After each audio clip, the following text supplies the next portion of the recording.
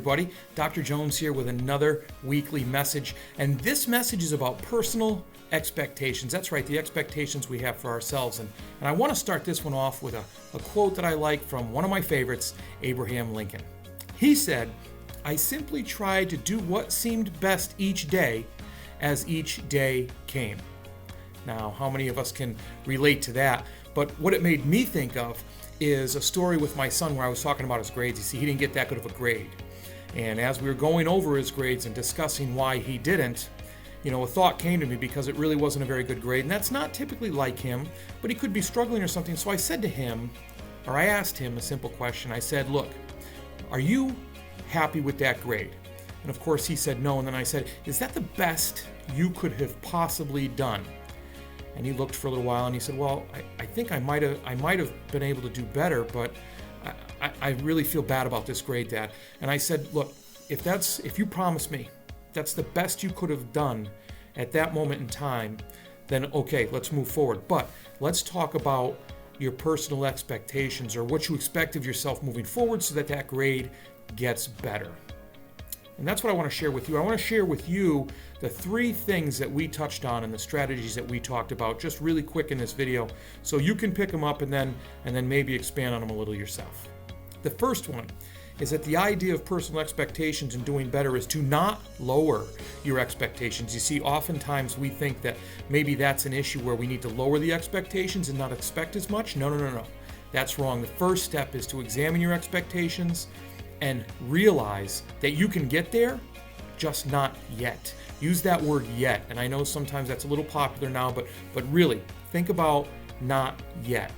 And the only way that works is if you take the second step of analyzing your performance. That's right, look at your mistakes. See where you went wrong. See where you fell short. See why you got the outcome that you got. Because the best way to set a goal is to look at the little steps along the way so that you can look at them after your goal before it's too late and before you fail so that you can adjust them.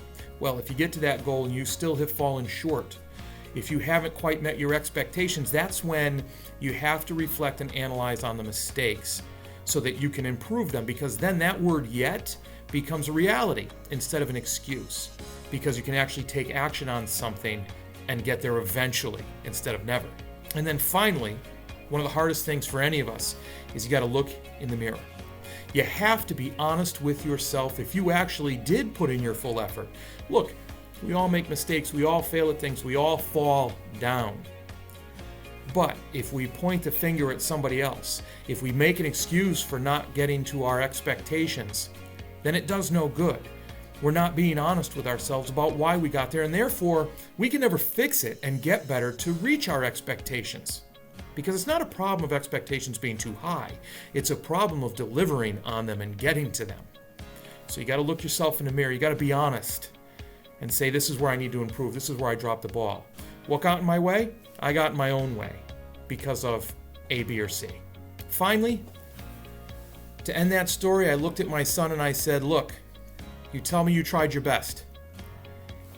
Only you know if you really tried your best. Now, we may be able to shade the truth when we're talking to other people and pull the wool over their eyes a little bit and let those excuses creep in, but we can never lie or be dishonest or shade the truth with ourselves, because eventually we're the ones that have to live with ourselves and whether or not we met those expectations." So remember, make sure that not yet becomes more powerful by analyzing your mistakes and where you fell short and correcting them and getting there. And always be honest with yourself. Look at yourself in the mirror. Think about what you could have really done after you're honest with what really happened. There's no shame in not meeting expectations. But if you really want to get better, which we all do, like who doesn't want to get better, right?